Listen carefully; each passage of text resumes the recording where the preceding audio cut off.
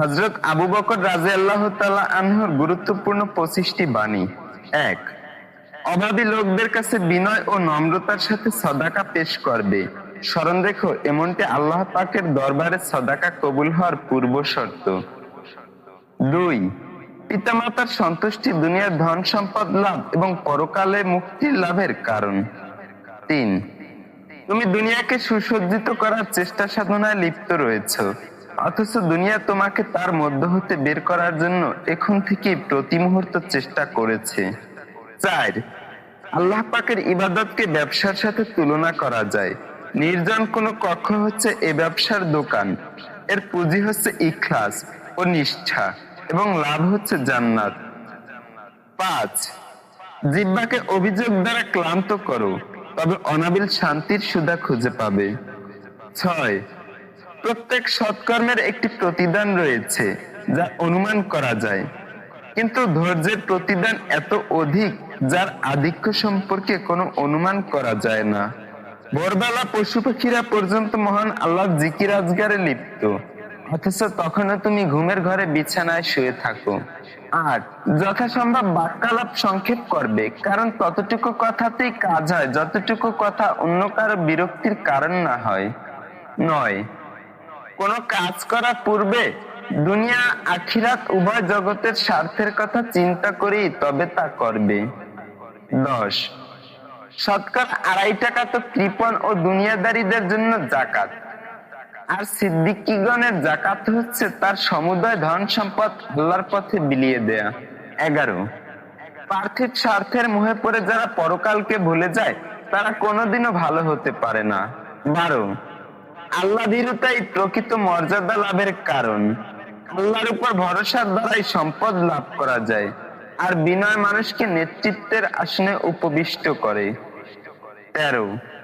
আমলবিহীন আলিমের দৃষ্টান্ত হচ্ছে এরূপ, যেমন দৃষ্টিশক্তিহীন কোন লোক অন্ধকার রাতে হাতে চিরাগ নিয়ে পথ চলে। ১৪. ইসলামের খিদমত এবং মহান আল্লাহর আদেশকে ভবিষ্যৎ দিনের জন্য স্থগিত রেখো না। ১৫. সেসব আলেম আল্লাহর দুশমন যারা বড়লোকদের পেছনে ঘুরে, আর সেসব বড়লোক আল্লাহর অনুগ্রহভাজন যারা আলিমগণের সংস্পর্শে গমন করে। ১৬. ইলম ছাড়া আমলকে ব্যাধি জ্ঞান করো, আর আমলহীন ইলমকে নিরর্থক মনে করো। ১৭.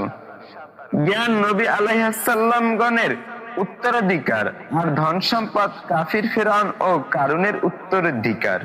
১৮. ধৈর্যের মাঝে কোনো বিপদ নেই, অহেতুক হাহুতাশ, অস্থিরতা ও ক্রন্দনের মাঝে কোনো উপকার নেই।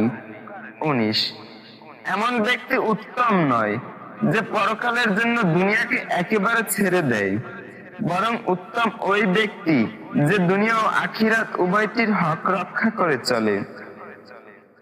হতভাগা ওই ব্যক্তি যে মরে যায় অথচ তার পাপ জীবিত থাকে, অর্থাৎ সে এমন কোন অন্যায় কর্ম করে যা মৃত্যুর পরেও যার পাপ অব্যাহত থাকে।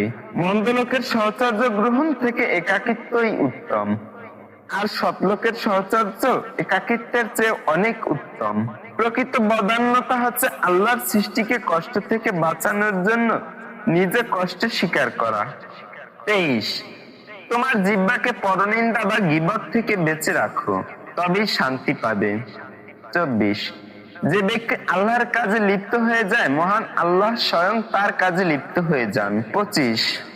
রণাঙ্গনে কাফিরদের সাথে জিহাদ করা জিহাদ আসগর বা ক্ষুদ্রতম জিহাদ, নিজের নফস বা প্রবৃত্তির সাথে জিহাদ করা জিহাদ আকবর বা বৃহত্তর জিহাদ। ২৬. ভদ্র ও সম্ভ্রান্ত লোক জ্ঞানের জন্য অশ্রু ঝরাও, যা তুমি নেক কাজ ব্যতীত কাটিয়েছো। ২৭.